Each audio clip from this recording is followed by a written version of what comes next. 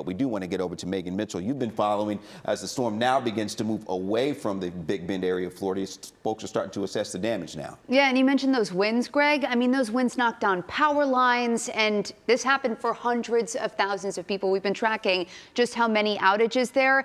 We have also learned some new information. Biden will be speaking on Idalia this afternoon at a press conference. We'll be covering that, and we expect him to talk about the government response here, but also the government response in that wildfire in Hawaii. So this is really a full look.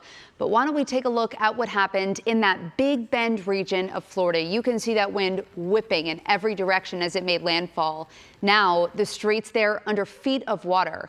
Down in Tampa, this is hundreds of miles from the storm. They're dealing with loads of flooding this morning, and even the interstate with that storm surge pushing up and even over it. In St. Petersburg, just outside of Tampa, the same thing. This emergency vehicle actually captures a mobile home park looking like it's under a river. And as Greg said, that hurricane now in Georgia.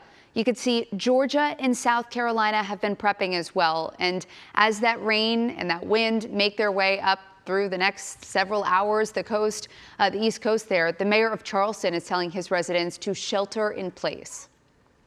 Let's not put our first responders at risk. Let's just stay in Wednesday evening, early Thursday morning. Let this storm pass.